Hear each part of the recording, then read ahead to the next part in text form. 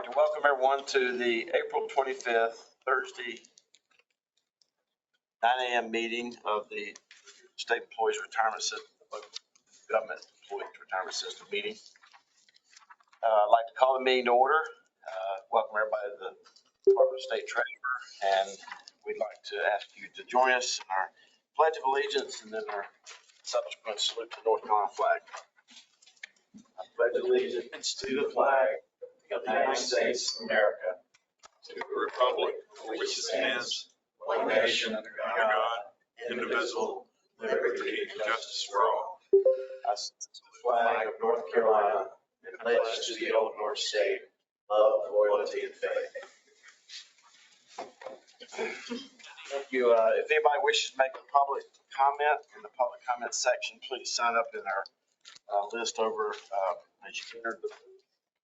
Please note that this meeting is being recorded and posted online with all other board materials. We ask that you mute, if you're joining us remotely, that you mute your phone when you're not speaking. We'll be taking votes by roll call. Unless there's an objection, any motion or second to a motion will be counted as a yes vote. Board members, if you leave the meeting at any point, which I may have to do from time to time today, please announce your departure. If you return, please announce your return, especially those that are joining us remotely. Likewise, please state your name before speaking so that we can record these for the meeting minutes. And most importantly, text or any other recorded communications between board members during the meeting, even on personal cell phones, are deemed to be public record to the extent that they concern the events of the meeting. I will now call the roll. Right. First, the TSERS Board of Trustees. Treasurer Falwell. Here. Blake Thomas, delegate for Barbara Gibson. Here. And Blunt, delegate for Catherine Truitt. Present. Thank you. Jeffrey Winstead. Here. John Ebbinghausen. Here. Joshua Smith. Joshua Smith can't attend. Lance Brewer. Here, good morning. Good morning. Thank you. Margaret Reeder. Here. Thank you. Oliver Hawley. Good morning, I'm here. Good morning. Pat Hurley. Here. And Vernon Gammon. Here. Thank you. Now the LGERS Board, sorry. Okay. Treasurer Falwell. Here. Brenda Howerton. Brenda Howerton. I think Brenda's called in, but I can't hear her. Brenda Howerton. Right. Janet Blount. Present. Thank you. Clee Atkinson. Clee Atkinson. I don't hear Clee. Homer Dearman. Here. Jeffrey Morse. Here. Kevin Gordon. Kevin Gordon. I don't hear Kevin Gordon. Lance Brewer. Here. Thank you. Melody Reagan. Here. Thank you. Nancy Vaughn. Here. Thank you. Pat Hurley. Here. Tony Brown. Tony Brown. Don't hear Tony Brown. Vernon Gammon. Here. All right, you have a quorum. Good. Thank you. Our Ethics Awareness Act, identification of conflicts of interest. Members, you're aware of the ethics and conflicts of interest statement. You've had the agenda presented to you. I know you've had an opportunity to review the agenda. Does anyone have a present or an actual potential or the appearance of a conflict of interest regarding any matters that are before us? Hearing none, should a conflict arise during our minutes, during our meeting proceedings, please be sure to let me know. Statement of economic interest. We have statement of economic interest that are in our attachment, and there are no issues there. Please review the SCI evaluations. The Ethics Act requires any conflict of interest identified in evaluations, and for those conflicts to be recorded in meeting minutes. That's why we make these available to you. We've got a lot to go through today. closed session with TSERS, then we go right into a closed session with state health plan, then right into the state health plan board meeting. So we're going to try to be as efficient as possible today. With that, I'll entertain a motion by TSERS board member to approve the meeting minutes of January 25th. So moved. Second. Thank you, Representative. Motion second being made. Any further discussion? Hearing none, the clerk will call the roll. Treasurer Falwell. Aye. Blake Thomas. Aye.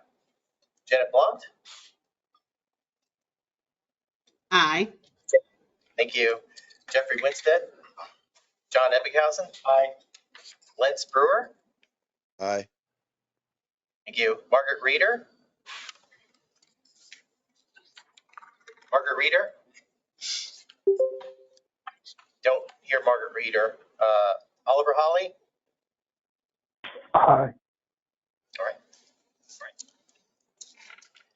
And thank you. Motion carries. I'd like a motion from the LGERS board member, please. And a second. Motion second being made by Representative Hurley. Any further discussion? Hearing none, the clerk will call the roll. Treasurer Falwell. Aye. Brenda Howerton. Here. Thank you. Janet Blunt. Aye. Thank you. Clee Atkinson. Right. Jeffrey Morse. Here, yes. Kevin Gordon. All right. Lance Brewer. Aye. Melody Reagan. Aye. Thank you. Nancy Vaughn. Aye. Tony Brown. And Vernon Gammon. Right.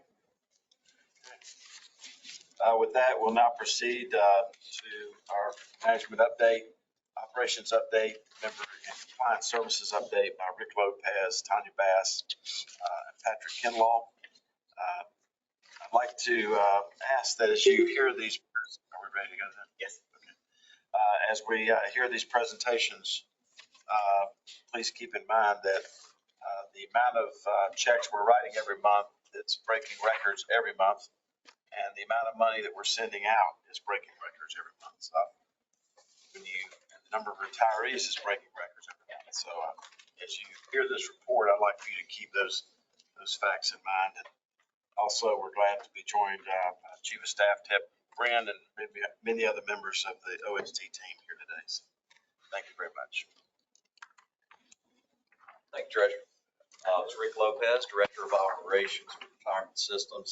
To add to what the Treasurer just spoke at, payroll processing this month, we paid over 365,000 people, over $620 million in monthly payroll. March was slightly less than that, and around 619 million. Trending upward. Continues to do. On our slides in that particular section, that the board has. You'll note that in October of 2023, you saw that $831 million spike in payments, and that was related to the $200 million, upwards of over $200 million one-time supplemental payment to retirees. So for operations, my responsibilities for the sections are retirement processing, which includes service audit, service purchase, service estimate, retirement processing, and recalculation. I'll also have the benefits processing section, which is survivor benefits for deceased members and retirees, as well as disability and refunds for exiting members. Then payroll processing, and then we have our specialty plan section, which processes service purchase, service audit, estimates, retirement processing, survivor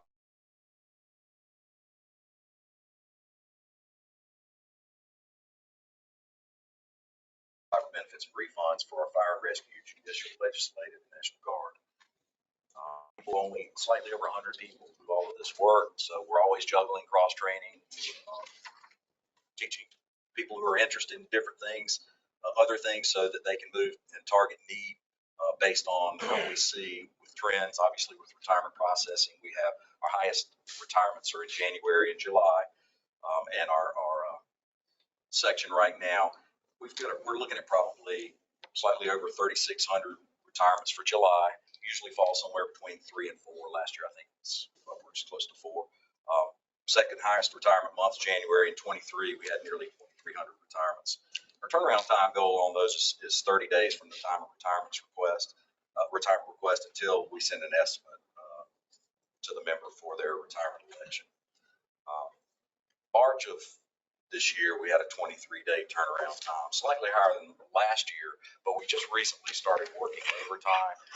We had some budget uncertainty, and we try to balance what we're able to do with what we're constrained with budget. So we just began working overtime so that we can process our July request time. For the survivor benefits section, we had been averaging, about a year ago, we were averaging over 1,000 deaths reported a month. We had 1,300 reported in January, over 1,300, nearly 1,100 in February, and about 1,000 in March. It had trended down. We're seeing a trend upwards. We're starting to work overtime to address that need. We're also working with a number of staff in cross-training on some additional responsibilities that are QC related for some of these analysts who've expressed an interest in learning more. And we're targeting anytime we're able to position is acquired, targeting the specific needs of benefits processing with death processing specifically, as well as retirement processing. Disability right now, we have 3 vacancies. This is a section that also processes cross-training and refunds. So because of that, I've actually had some of my survivor benefits processing team cross-train for refunds, and we're working overtime for processing both refunds and for disability until each position is filled. For refunds, high volume. We're seeing a lot of over 1,400 refund requests in January of this year, 13 February, nearly 12 March. Turnaround time for that from receiving a refund request until a payment goal is 20 days. In March, you can see that we had 23 and a half days. So again, due to lack of staffing, but we are working overtime and keeping close to our goals with that.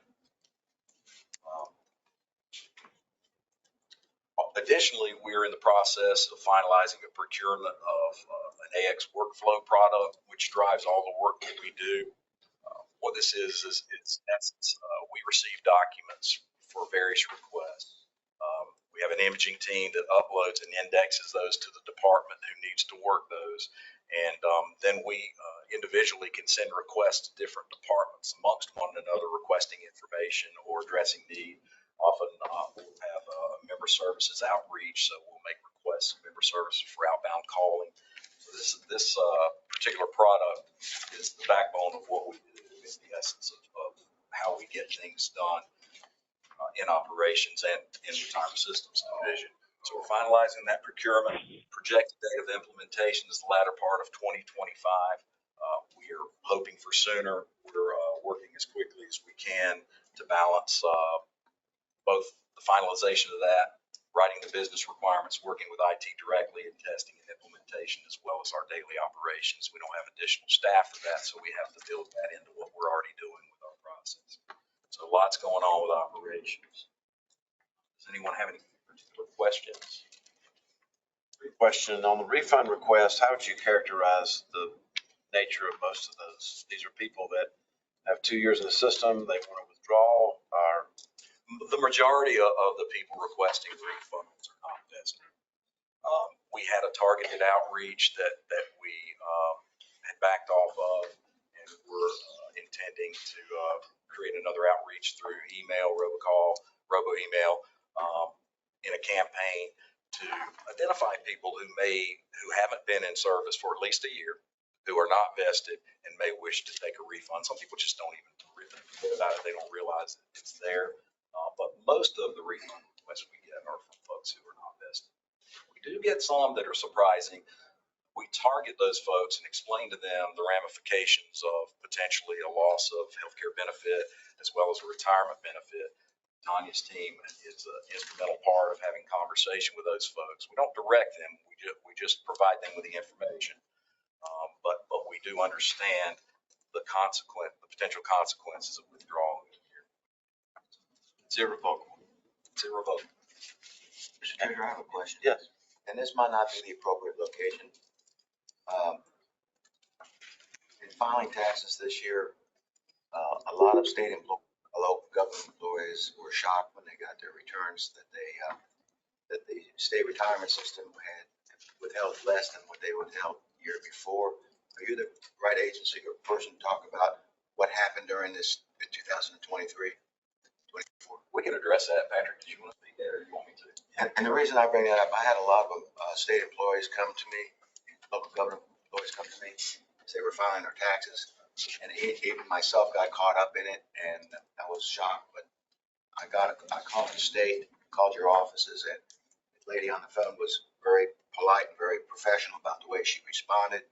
It was something maybe I failed to follow up, but she said, beginning January 1st of 23, you all sent out a letter letting employees know that there's a change in the federal guidelines or something.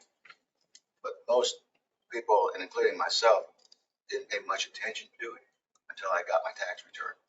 And what happened, and if it happened, would it have been more, could you all have done more to expose what was going on more than just one letter sent out? That wasn't just one. We also had emails, robocalls. We posted online. We really made a change. It was an IRS change. It was a federal change. We communicated in every aspect and every mechanism we had in communicating what was going to take place. Additionally, on fixed income, we hoped that folks would recognize that there were additional dollars as they transitioned into this, and they would realize that something changed. There would potentially be an outreach. Some of the payments were significant in change, some of them subtle, based on the amount of the benefit. But we did a campaign. That's really not my forte in what I do. Mine's processing, but I was part of that. Tanya's group in River Services was part of that. We had a whole plan for that. She can speak a little more to that. Patrick, you want to add anything? Well, just so, we put it on there across our web pages. We put it on where retirees log in, if they saw their benefits increase, because they would have seen an increase in January of 2023. So we're talking about a year plus I ago. was pleasantly surprised, but I didn't ask why. Yeah, and that's what we had heard.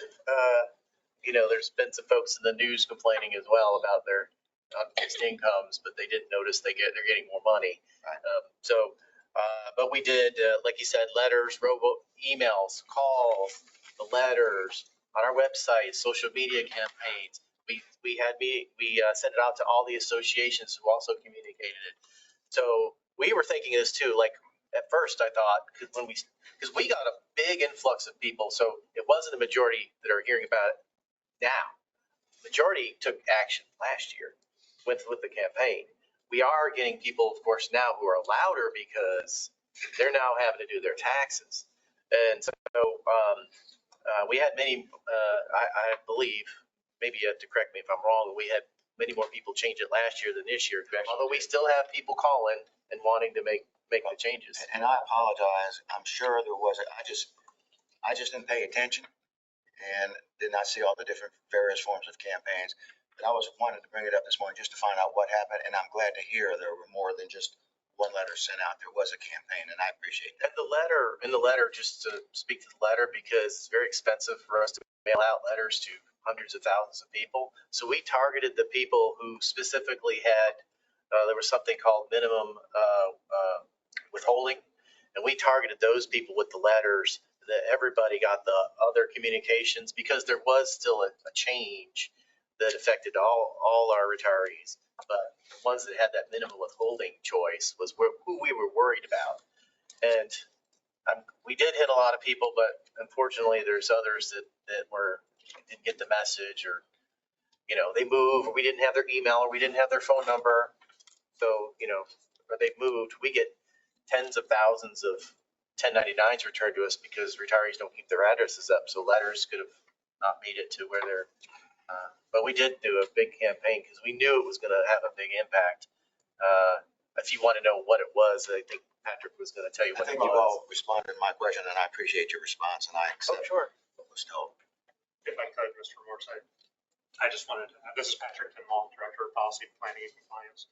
I just wanted to add that we did discuss this with these boards January of '23, that the IRS had changed their forms and requirements. And we talked about frequently asked questions that our counselors were using questions at the time.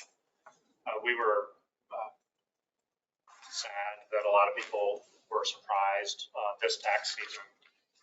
But the fact is, we did make many efforts to reach out to folks, and unfortunately, we just can't guarantee that every message will be heard. I understand.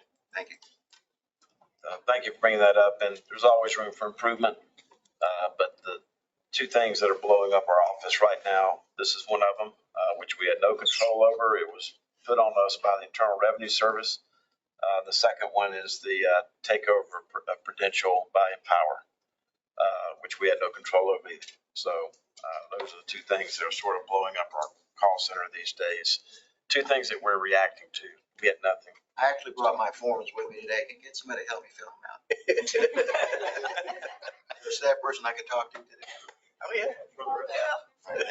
You know what you want to put up there for your Whatever it taxes. was in 22. Thanks for the question. Any other questions? That's everything. Okay. Anytime. Good morning, everyone. This is Tanya Bass, the Director of Member Services. I'll be speaking with you in brief in regards to our education retirement group in our call center. Last board meeting in January, I was asked to add additional information about the attendees to our webinars. So this slide has been edited to include that. And I will just do a summary of the webinars, the visitors, and the appointments, as well as the correspondence and emails that is done under our education retirement group. So the difference in the slide is that you'll see the green bar represents the amount of attendees each month that was in the webinars that we did for outreach. Okay.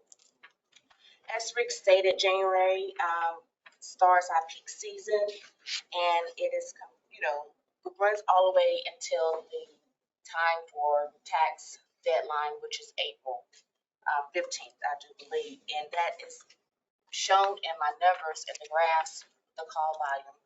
So from January to March, we conducted 169 counseling sessions, assisted 758 visitors at the front desk. And for the fiscal year to date, we've conducted 82 webinars with over 8,000 attendees.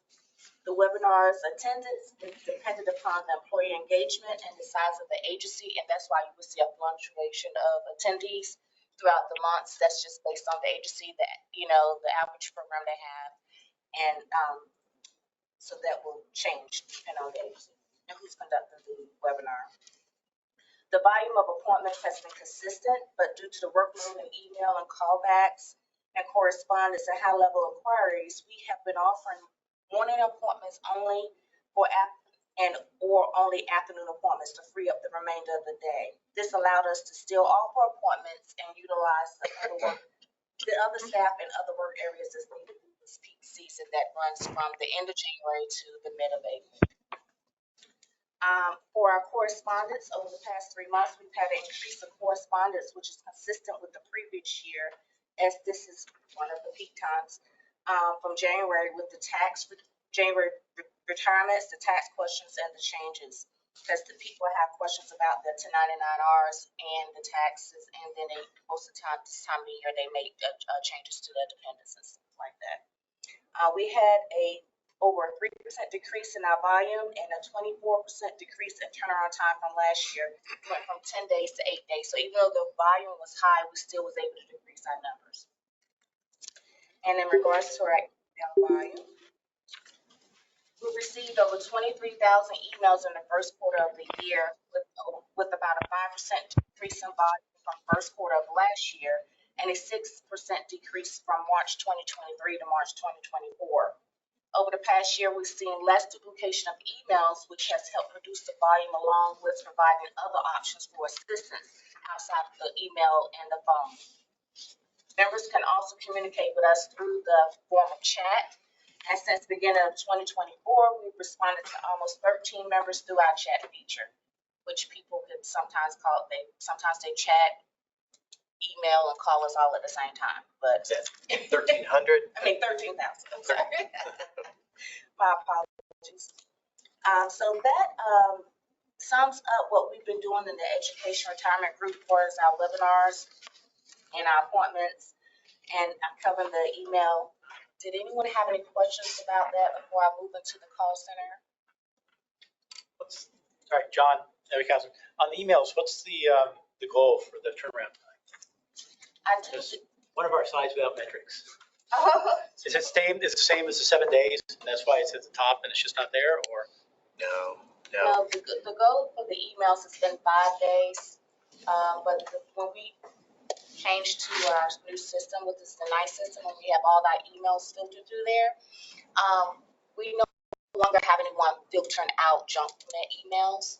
So every email that comes in now is touched by a counselor. So it will show an increase in volume of emails, but it's really the true volume of emails that we wasn't completely reporting before, because at first was just reporting what was being touched.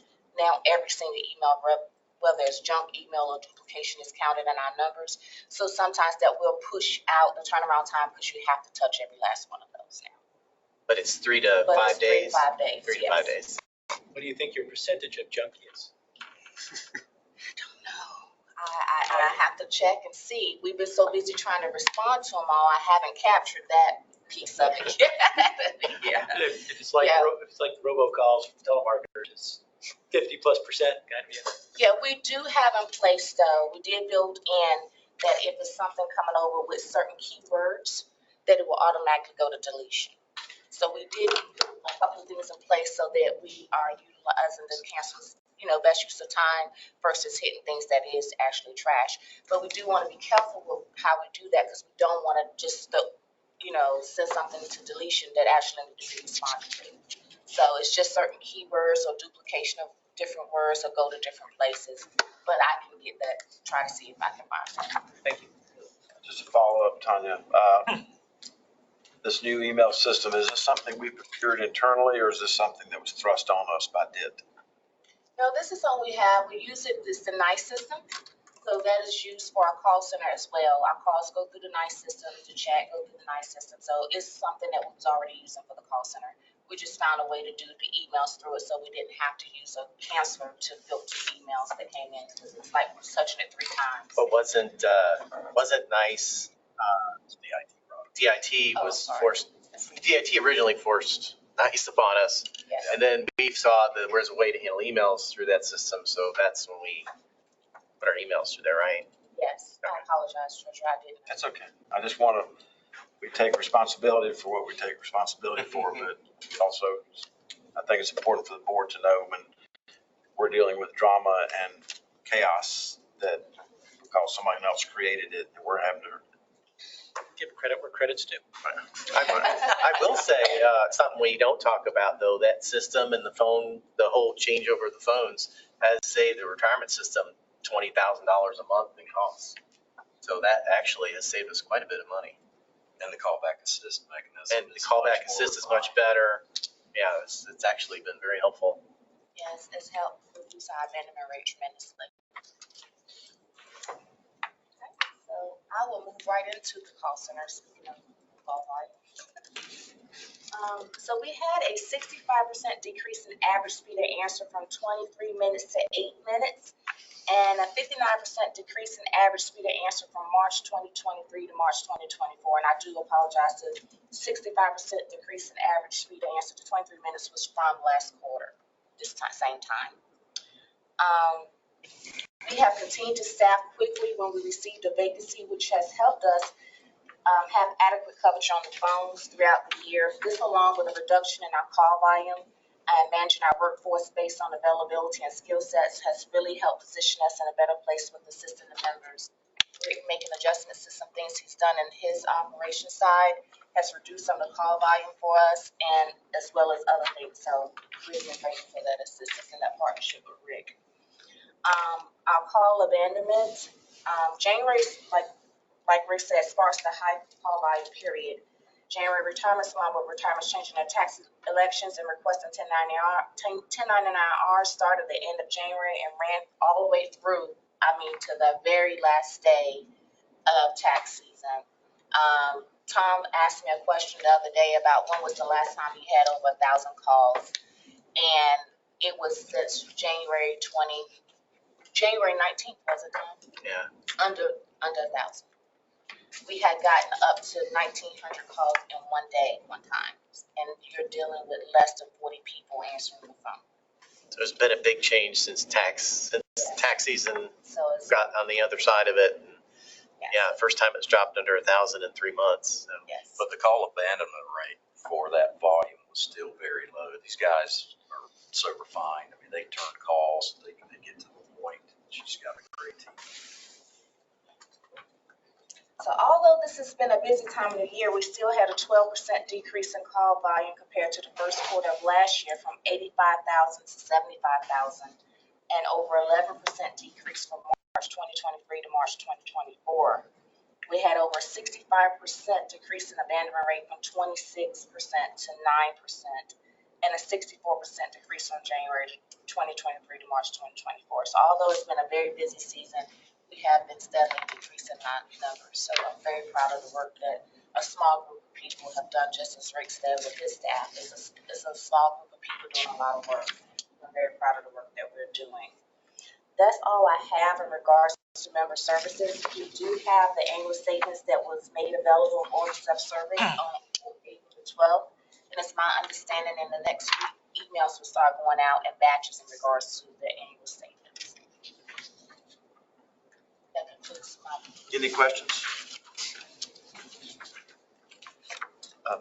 People in this room have been in a lot of board meetings back in your other lives, and plus in this room, and you've heard all kind of superlatives used to mention employees, but I just want to tell you, and Patrick came in to this agency with his own actuarial joy, so he kind of came in here, but just want to tell you how proud we are of Tanya, how she has stepped up to the plate in her responsibilities.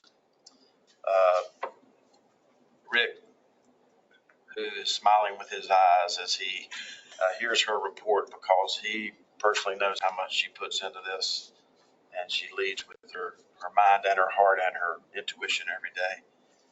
And the job that Rick does in the same light. So I just want to call them out, because when it comes to advocating for the invisible, these are the two people in this agency who direct that. And as I've said many times in this room, no one calls the call center to book a cruise. They call the call center because they've had a life-changing event. Most of them are blessings, some of them are not. And I just want to publicly acknowledge everything that y'all put in work here at OST. So thank you very much.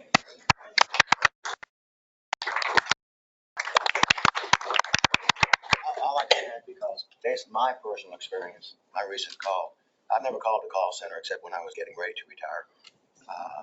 I don't remember the person who I talked to. It was extremely professional, very sympathetic, and answered the questions professionally, and it was really a good experience for a bad situation for me personally, but it was my error, not them.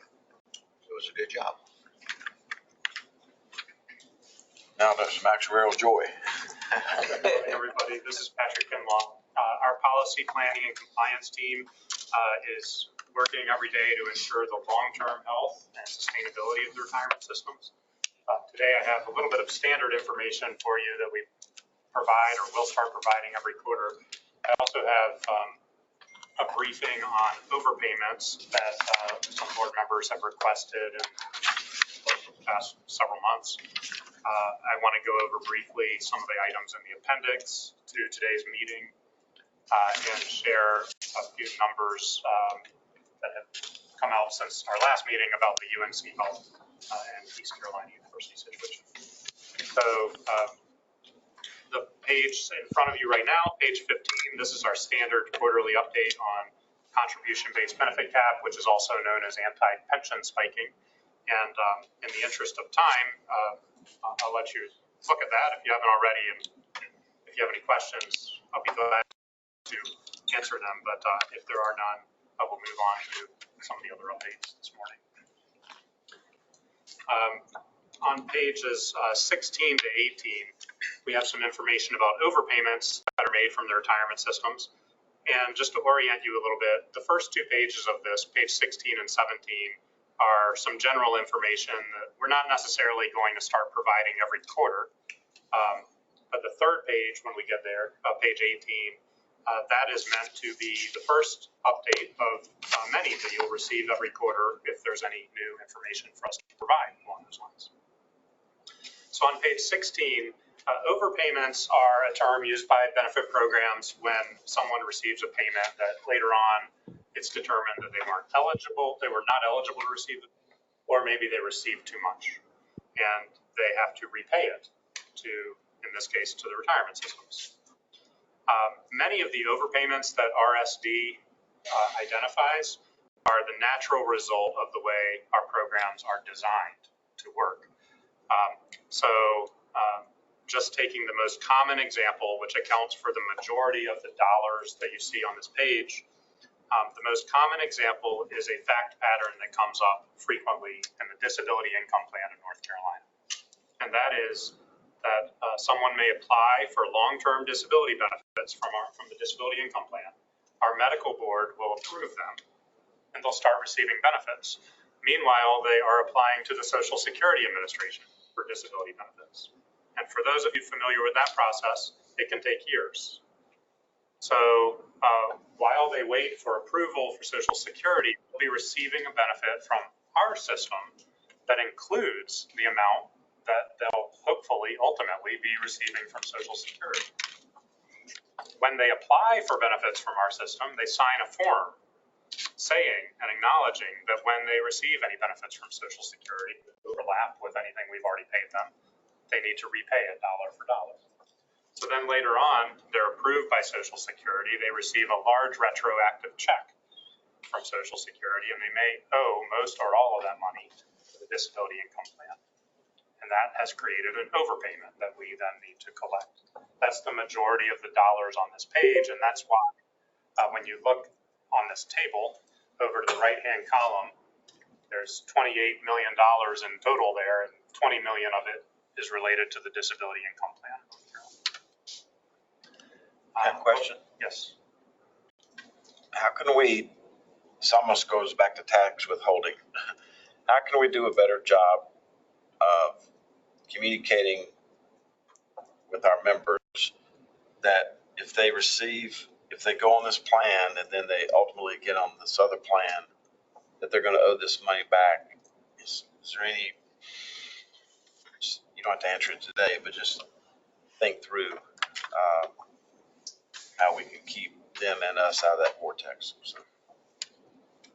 Fair question, and we continue to look into that. The one thing that we encounter here is that sometimes the folks are in this situation years after we started paying them, and they've just forgotten that they signed that form.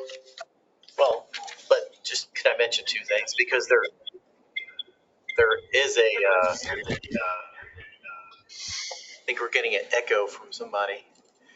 There is a requirement that they, if it's me, there is a requirement that they sign off before we actually pay, that they understand that this is what's going to happen. So there is that sign off, and then every year they have to complete an income form where they have to claim that as well. So it's on the form as they complete. So those two things, are at least a couple of the ways that we do let them know. And a lot of people get this disability through advocates and lawyers and people who advertise to get Social Security disability. I just wonder if they're ever telling them, if this works, you're going to owe this back. Probably not. So anyway, sorry, Ms. Reeder. Is it required as part of the disability plan that they have that option? Is it possible that we could take that option out of them receiving that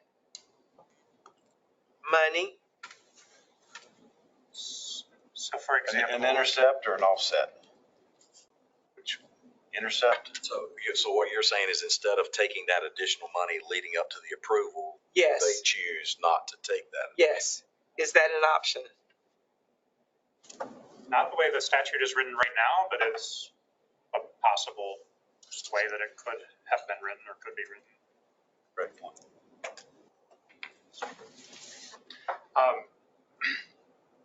So just really quickly to look at this table and explain a couple of the other numbers on it. Focusing on the bottom row, the total numbers. We have a total of about 4,500 accounts that those are benefit accounts where the person receiving the money owes something back to the retirement system. It could be a very small amount, could be a much larger amount. And that in context, we have about 1 million members of the retirement systems and several hundred thousand, as Rick said, 365,000 or something receiving payments every month. The total dollars amount that have been identified as ever being overpaid that are owed back to us is about $36 million. So to put that into context, we pay more than $7 billion every year. This $36 million is the cumulative amount of the entire past history of the retirement systems that is still owed back to retirement systems. Out of the 36 million that's been overpaid, our department classifies about 8 million of it as doubtful that it will ever be recovered. And that's primarily because the person who received the money is now deceased. And so it's doubtful that our department will ever recover it. That leaves about 28 million that is still subject to recovery, the way that our department classifies it. Okay. How aggressive are you in recovering that funds? Do you allow employees to make payment plans and stuff like that? It's a great question. So the next page, we'll talk about that, the recovery process. I have a question since the chair brought it up. I think intercept.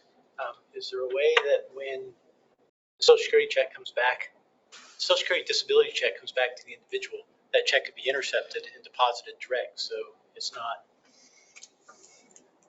going to the individual based on the signatures and the paperwork and the payments. It comes to the treasurer's office to put into the account to reimburse, and then you would either have a debt if it was over, or under, or you would have a refund to the individual if it was over. I'm not an attorney, but I'm comfortable saying that we don't have the authority right now to do that. Could it ever happen in the future? I'm not sure. Because these makeup checks can be tens of thousands at once. Wouldn't that create a hardship for the employee that's falling into that situation, that if the Social Security finally comes in and he's expecting to live on that, but that money doesn't come back to them until it's paid back to the state? Like I said earlier, maybe there's a payment plan rather than an automatic intercept. Yeah. All good ideas to think about. Page 17 gets into the recovery process. The place to start here, it's real important to understand, is that the provision in the general statutes that applies to all state agencies, saying that state agencies are required to pursue repayment of it, and state agencies cannot forgive repayment of an overpayment. So that's where we have to begin. That obligation is placed on our staff.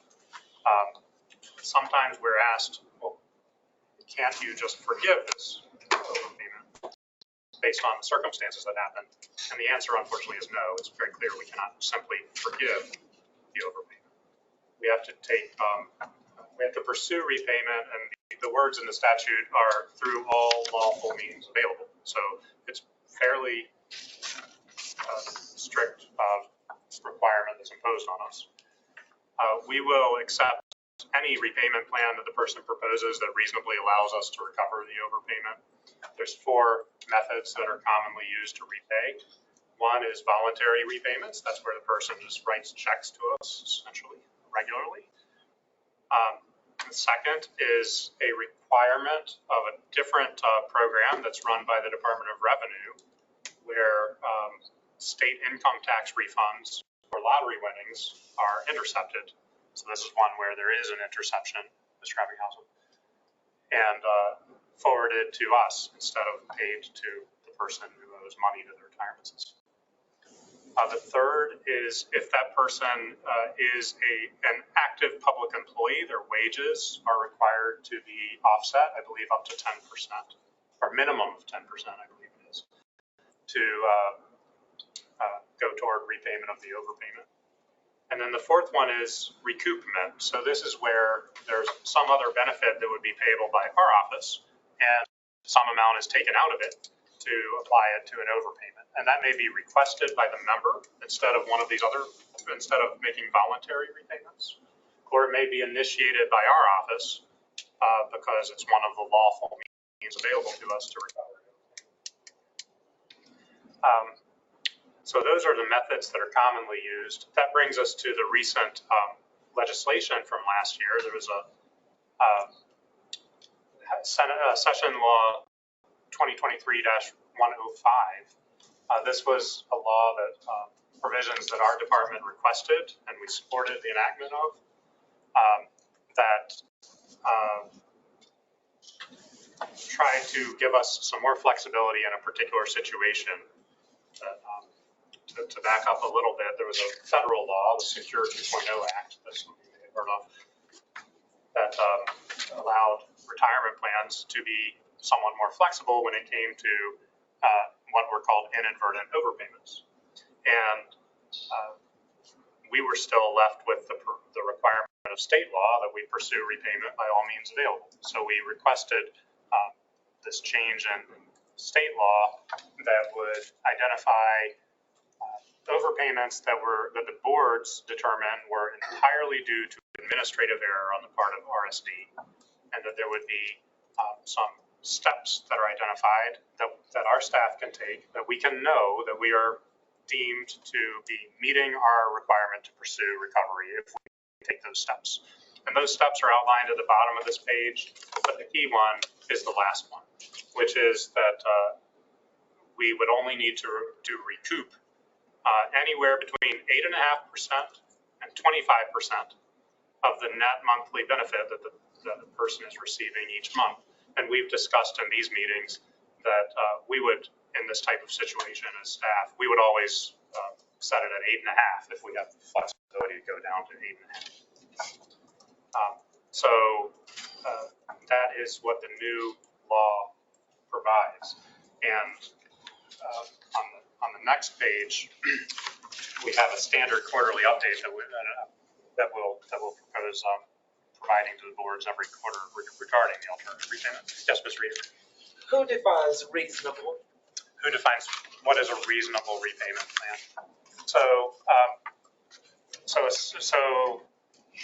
a reasonable repayment plan, there's a couple of protections there that ensure that anything reasonable we will accept. The first is that the most basic protection a person has is that if they propose a repayment plan and we say, no, it's not reasonable, they have appeal rights on that decision.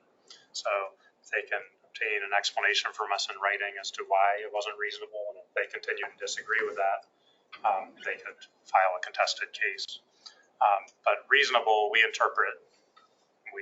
currently interpret very broadly. Anything that allows us to recover the payment in a time frame that we will recover it. The problems that sometimes have come up in the past where we haven't been able to accept something is if somebody proposes, I don't want to do one of those 4 methods that's there. I would rather, promise you some profits on the sale of my home in the future whenever it's sold or something like that. It's a business we don't want to get into.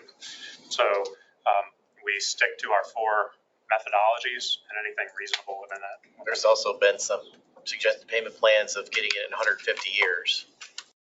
It's just not reasonable. Right.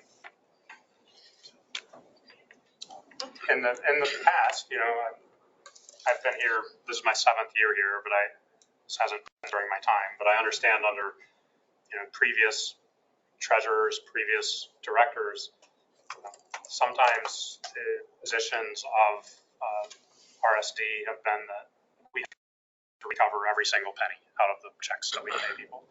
We cannot pay them a penny until we recover the entire overpayment. And I'm glad I wasn't here then. I'm sorry. I was here then, and it was not a good time to talk to somebody who had. I would just add that sometimes when a group of these are presented to me as the treasurer,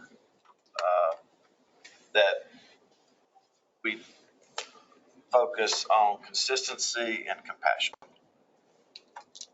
Sometimes it's compassion, consistency. Most of the time it's consistency and compassion.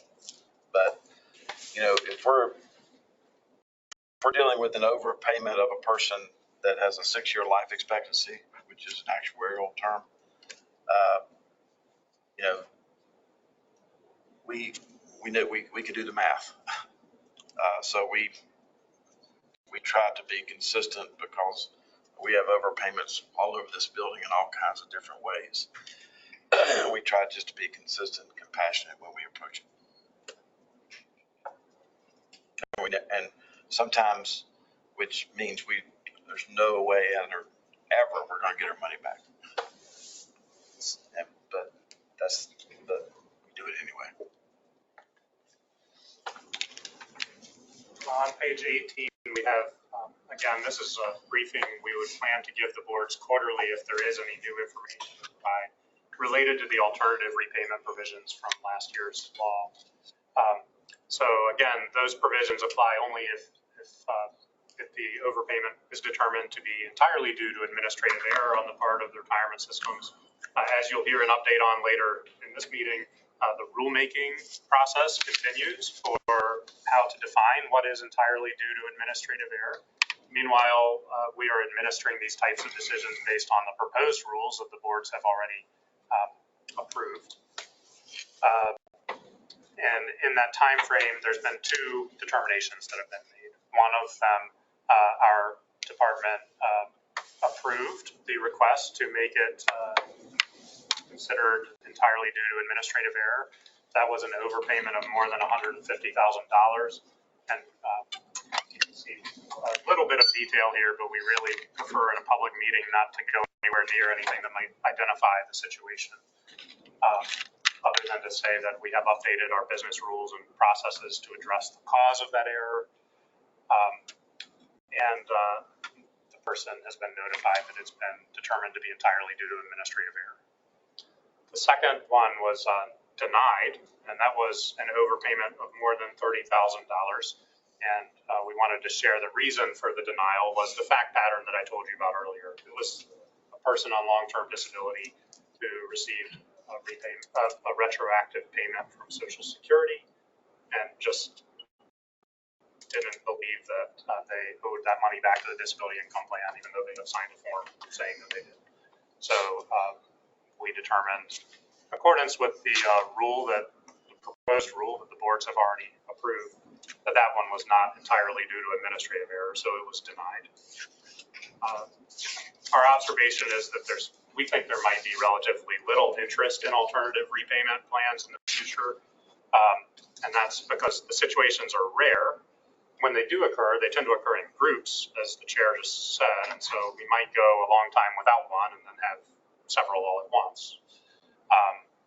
But also the standard processes that we use to recover overpayments might be preferable to many people as opposed to the alternative repayment provisions in the most recent law.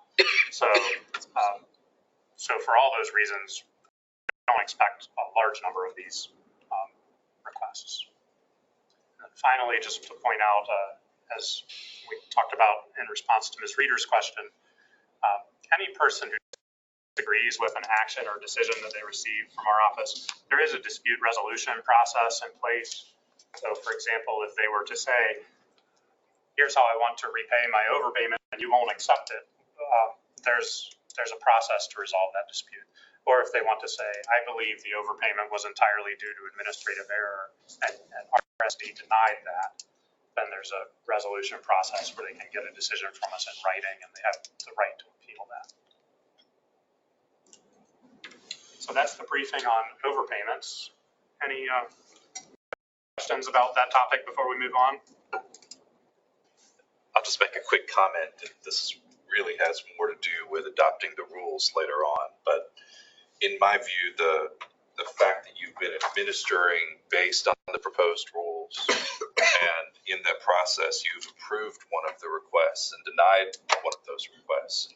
From what you've told us here, it all sounds like you were very reasonable about it. That to me demonstrates the reasonableness, the lack of arbitrariness of the proposed rules that are coming later in. That's the reason why I'll be voting yes.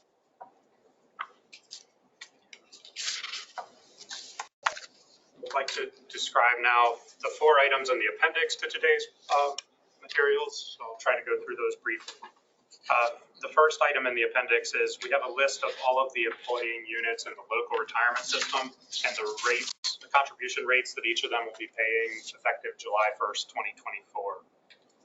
It includes a breakdown of the different components of the contribution rate, like retirement, law enforcement, non-law enforcement, et cetera. All of the employers have been notified by email. The information is on our website.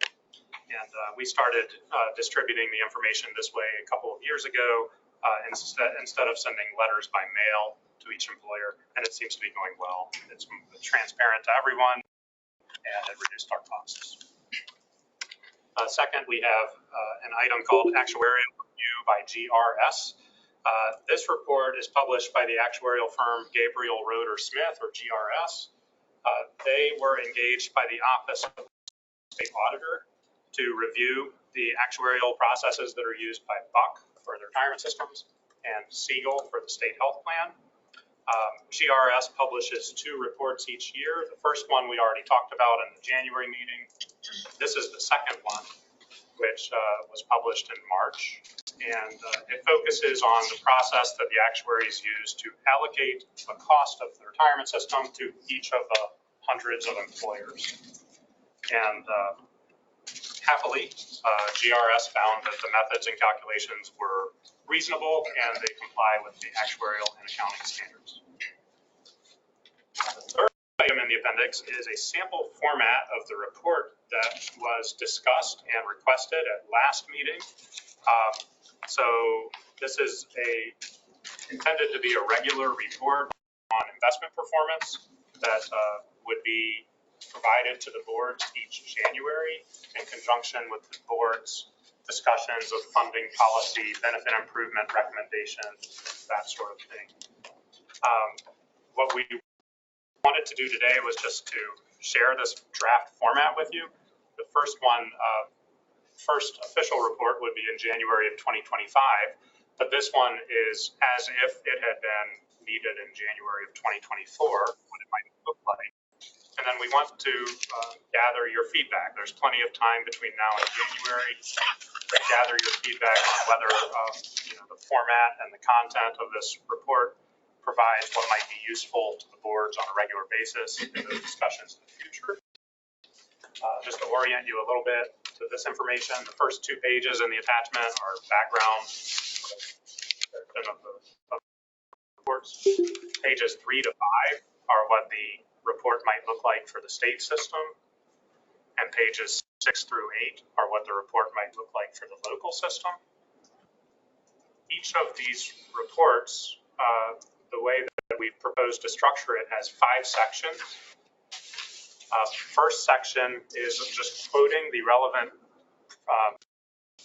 provisions of statute and the board's policies. So just quoting those provisions so you know what you're operating within in terms of statutory rules or your own policies. Section 2 is quoting the sections of the actuarial report provided by Buck regarding the thresholds that would need to be achieved to say that there were actuarial investment gains. Section 3 is providing information from our investment management division here at the department on what the preliminary rate of return for the calendar year that most recently ended, what that rate of return was. Section 4 is a few staff observations, which are just tying it together. Section 2 said a threshold return would be X. Section 3 said that that the fund achieved Y. Y is greater than X or less than X. Here's what that means. And then section 5 is a link to numerous additional resources, actuarial reports, funding projections, inflation information from Bureau of Labor Statistics, reports from the Investment Advisory Committee, and other reports published by our investment management division, all linked in one place. We tried to make this concise. That was a clear directive from the conversation last quarter, that it be a concise summary, but at the same time, there's a lot to cover. So each system has a 3-page report right now. But again, we look forward to collecting any feedback you have on that between now and January. The fourth item in the appendix is simply for the written record of the state board.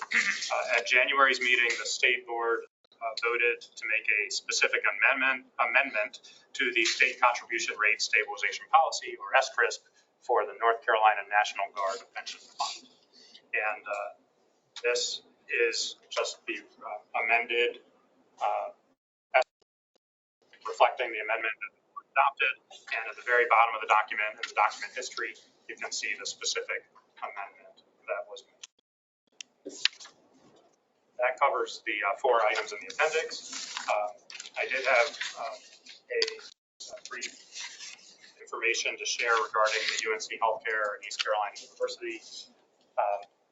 Our actuaries at Buck, I believe one or more of them are on the phone in case anybody has questions about what they've done recently, but Buck has updated their projection model to reflect the current status quo of the fact that no new employees of UNC Health are entitled to join TSERS, the state retirement system, anymore. You might remember that according to audited financial numbers, the UNC Health's share of the unfunded liability of TSERS at June 30th of 2023 was measured to be $667 million. That means that if UNC Health had no more employees in TSERS at all, that all the other state employers would have to pick up the cost of that $667 million. The reality is that UNC Health does have some employees in TSERS and will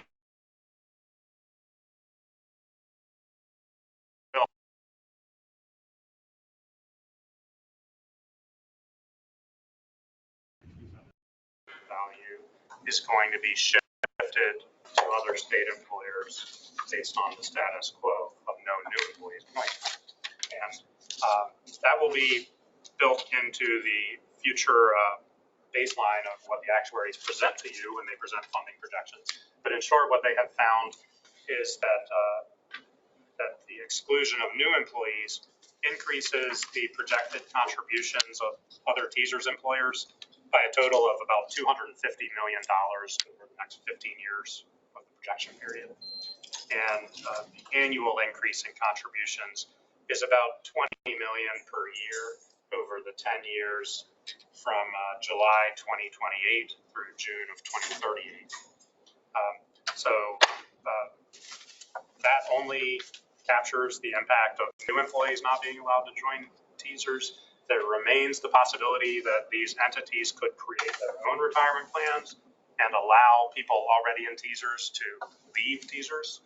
And if they did, the cost that would be borne by other state employers would be even more.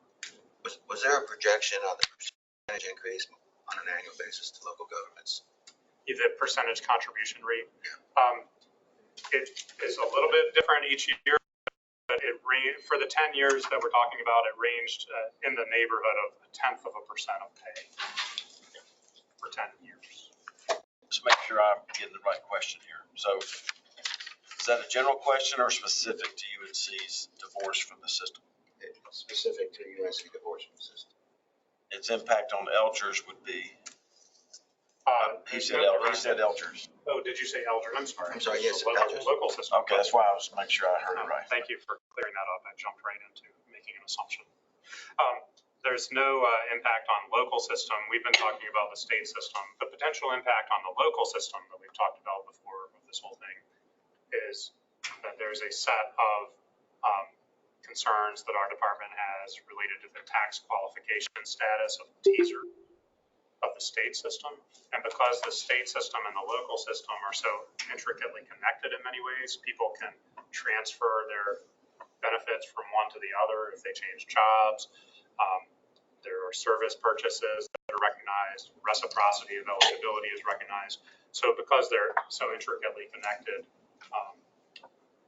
anything that impacts the tax qualification status of the state system could also have a secondary impact on the local. So put a bow on that question and answer. The estimated increased employer contribution for the rest of the teasers employers who are still in the family is about 1/10 of 1%. Number two, the only way to defease that would be estimatedly that UNC sent in $300 million, $200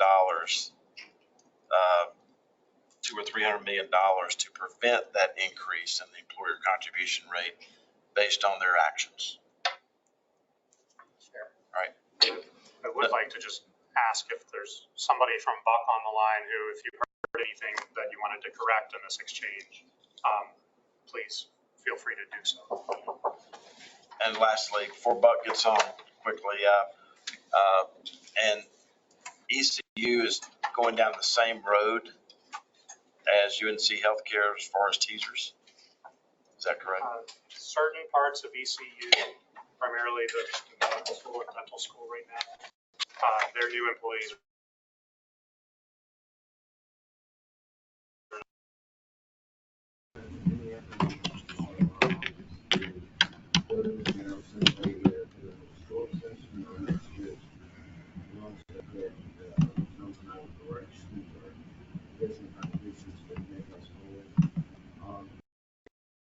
Employers take the brunt of the issue. Yes and yes. But, you know, the General Assembly did not, this bill that would have allowed this to happen never passed both chambers, except in the budget and the conference report. This was a standalone bill that never got through both chambers. And when they wrote it, they didn't write it as you may explore, you shall. It said you must. So I think the General Assembly has been crystal clear about what their intent is. And we can all be hopeful, especially on behalf of our lower income individuals who work at these entities, who 91% of them were availing themselves of the pension system. It'd be nice to be hopeful that the General Assembly would repent, which means not just to say you're sorry for this, it means to stop what you're doing and reverse course. That's what would be hoped.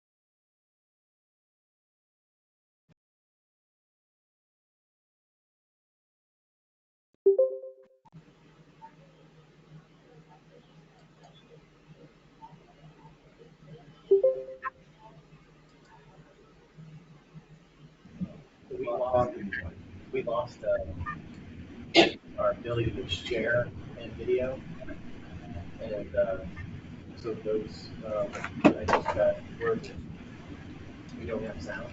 Yeah, just 1 second. I had to disconnect Lisa's computer. Or anybody not.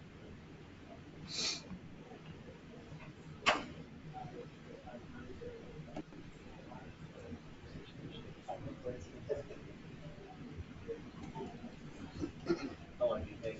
5 minutes should hopefully be good.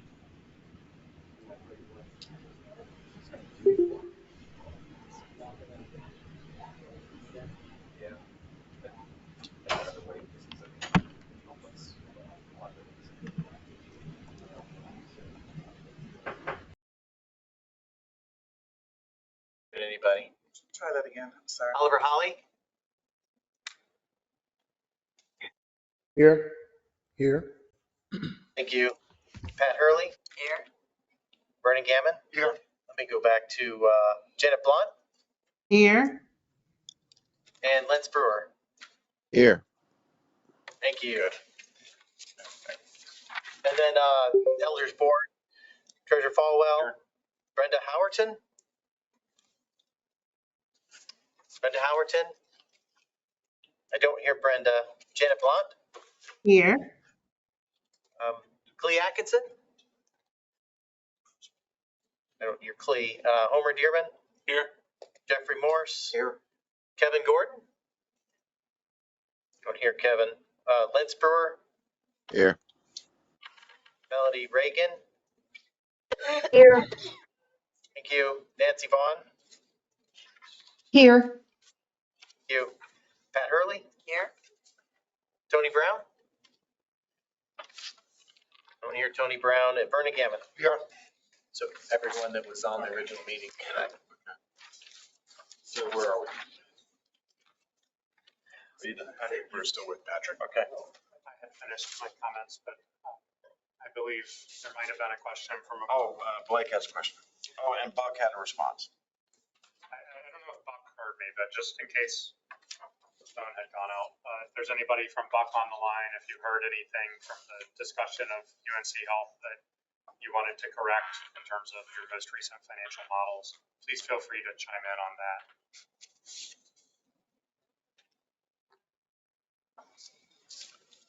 Buck, are you there?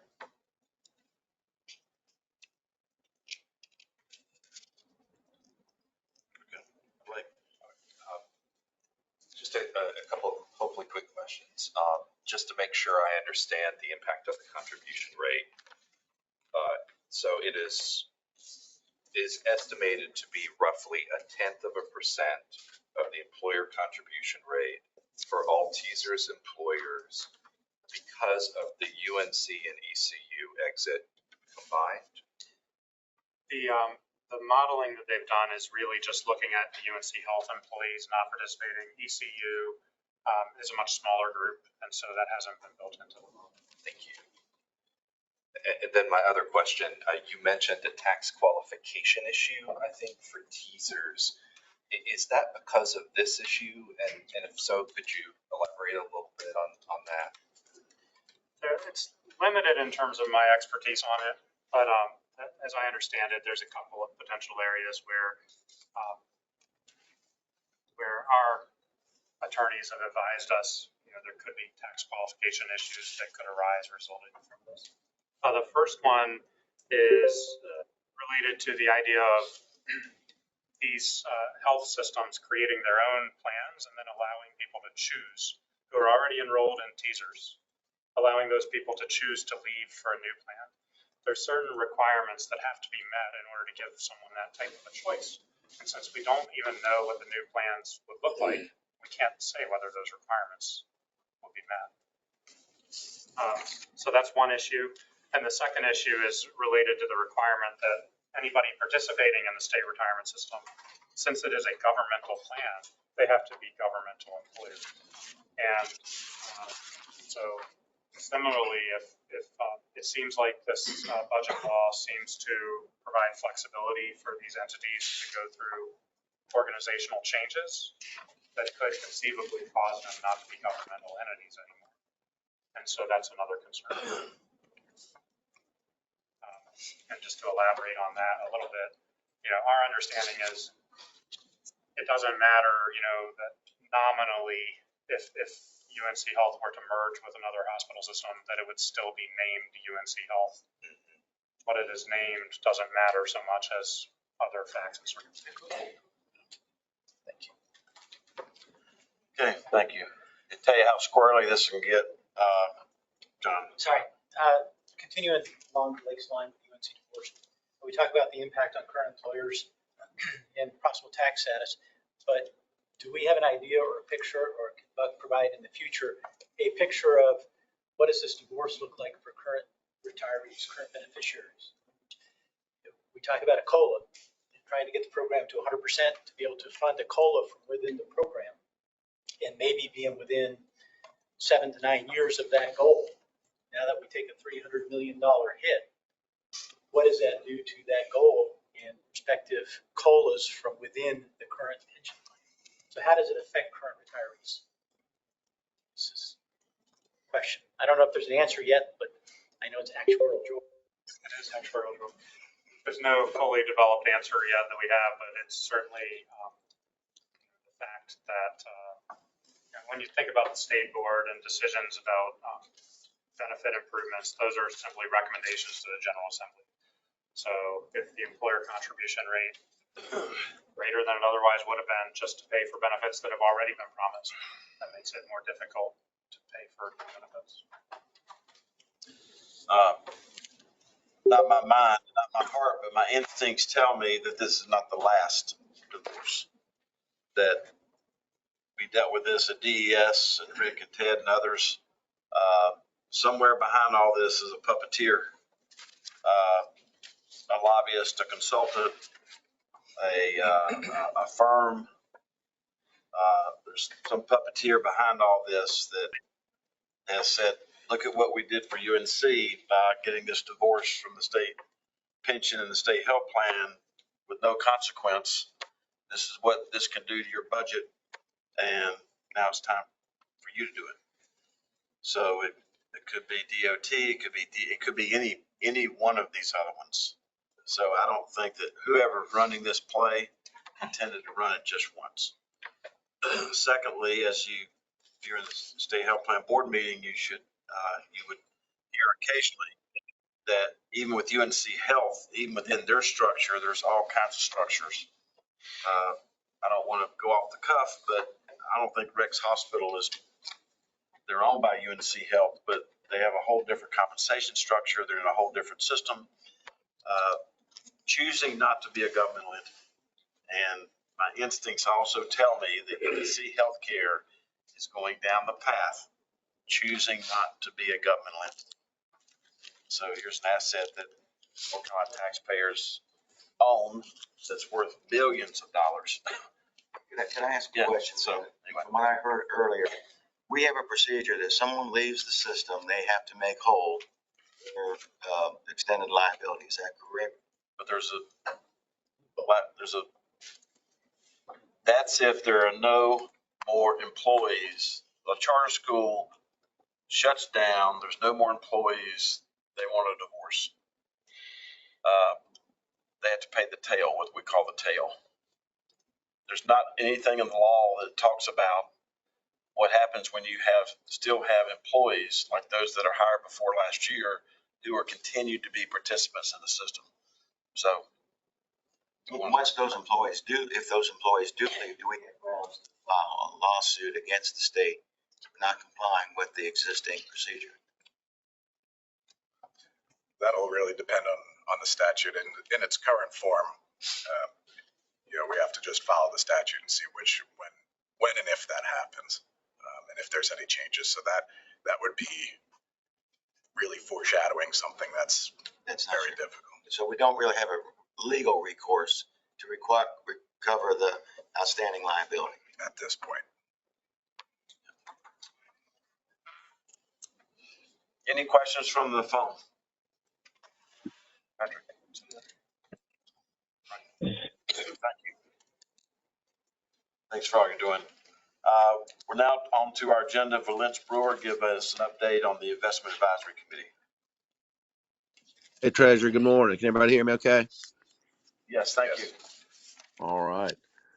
The IAC met most recently on February the 28th to review and discuss the investment performance of the assets comprising our state's retirement system through fourth quarter year-end 2023. Chris Morris and Jeff Smith, our co-chief of investment officers, led the discussion.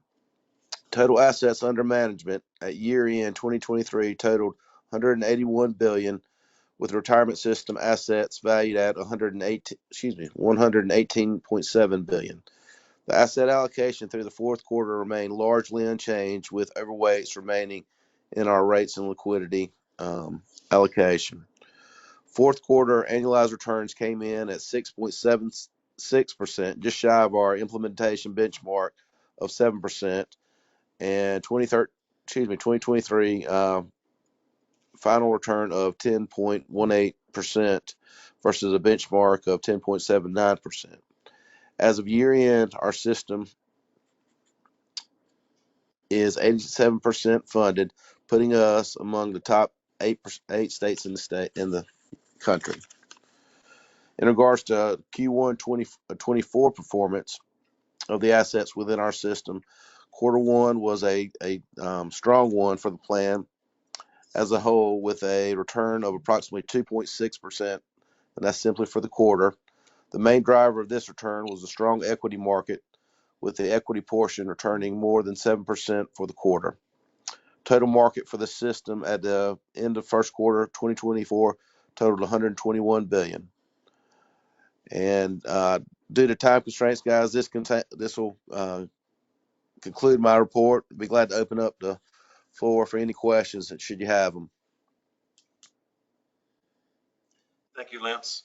Yes, sir. Did our portfolio have experienced any significant losses? I remember we had a discussion about our investment with a bank in California, and we were going to pursue all legal measures to recover. Have we pursued that, and are there any other significant losses in any particular assets that we might try to recover through legal means? We have a very active team who works on trying to recover any losses that are in the pension plan. Most of these relationships are set up on a contingency basis. Most of them have a very long tail of 3, 4, 10 years. We don't, no disrespect, we don't chase any skinny rabbits because we're so big, we got to chase the fat rabbits. And we have an opportunity from time to time to be the lead plaintiff on some of these cases. And when you're a lead plaintiff on some of these cases, it's a whole nother level of involvement. Two optimistic things. I think our exposure to Silicon Valley Bank was very minimal in relation to what other pension plans had invested in that common stock. And most of that was through index funds. We do not pick and choose what's in an index. The index sponsor does that. We did make money in another part of this building because Silicon Valley Bank owned some of our bonds that we sold them for $20 million. We bought them back for $14 million, which has never happened in the state's history. So we're always looking at, where the opportunities are. The other optimistic thing I will tell you is that in the great financial crisis and other crises that the treasurers of this state have faced since 9/11, since the great financial crisis, since COVID,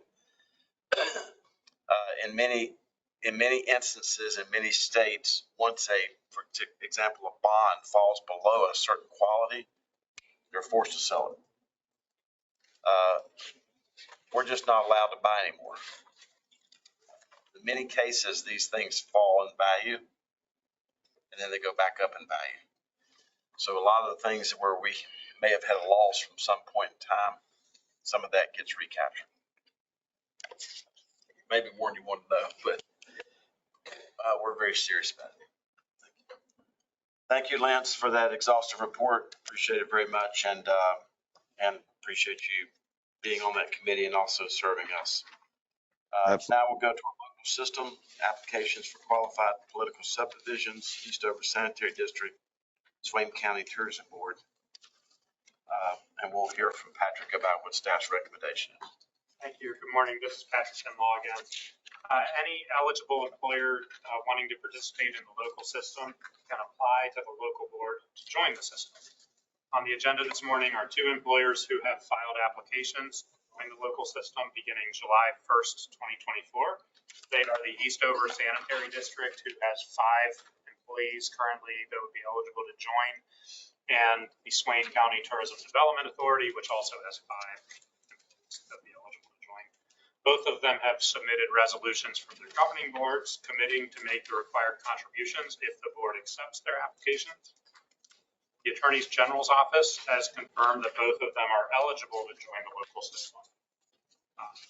Our retirement system staff, together with staff from the State and Local Government Finance Division of the Department of State Treasury, have reviewed the most recent available financial statements of the employers and found that they meet the basic legal and financial requirements. The second page of the document for this item includes some more financial details about each employer. There's one important note to make regarding the Swain County TDA, and that is that they are not a taxing authority, which means they are subject to the requirement that they obtain a surety to pay for an estimate of the withdrawal liability if they later have to cease participation in the system. The consulting actuary determined that the amount of the surety they need to obtain has to be at least $111,055. Staff of the TDA has indicated to us that they would be seeking approval of the surety in the form of an escrow account at a meeting of their governing board yesterday or last night. We are not aware yet of what exactly was determined at that meeting, but if the local board approves the Swain County TDA to join LGERS, the approval must be contingent on RSD receiving documentation before July 1st that they have obtained the required surety. Another potentially relevant fact regarding the Swain County TDA is that their employees have until recently been considered employees of Swain County. That means they have already been participating in LGERS, the employees have. And they may end up in a gap period where they're not contributing to LGERS unless the TDA is able to join LGERS as an employer. If that happens, then any employee who reaches 5 years of service after the TDA joins can go back and purchase the time from the gap period. That concludes the remarks. In summary, the board could vote to approve the Eastover Sanitary District, and the board could vote to approve Swain County TDA contingent on them obtaining the surety. Thank you, Patrick. Do I have a motion from a local LGERS board member to take staff's recommendation to approve Eastover Sanitary District and also to approve Swain County Tourism Development Authority based on the obtaining, not the promise, but the obtaining of a surety bond regarding Swain County Tourism Authority? Is that guarantee from the county or from the board, the governing board of the TDA? It would be from the governing board of the TDA would put money in escrow with a bank to go ahead and set aside at least $111,000. Not the county? Not the county. Why not the county? The county would be the one that would guarantee. County gets the travel and tourism money and then distributes it to the TDA. So it's the county really the one that should be responsible for putting up that surety. And it could be so that the non-taxing authorities in this situation could work with the taxing authority to back them and to put up the surety. Yep, but for our security, it should be, I'm recommending it should be the county putting up that surety because the TDA relies on the county to distribute the TDA funds. I remember that from working in Valdez and Burke County. Second question, if the employees are already participating in our system as they're defined as county employees, why is the TDA wanting to set up a separate participation in our state retirements when their employees are already involved? The TDA is becoming a separate legal entity. Up until now, their employees have been on the payroll of the county and treated as county employees, and that's not going to be the case anymore. So the employees have been earning service under LGERS, but after this separation fully occurs, they won't be unless. You do recognize that transition is more like a political maneuver rather than a structural maneuver in terms of relationships between TDAs and local governments. So I would think that if we could get, and I don't want to put a hurdle in this, I'll go along with the majority, but I would think to protect our system, it should be the governing body that should be putting up the surety. Because the governing body could take that TDA money and cut it back and use it for other sources, et cetera, et cetera.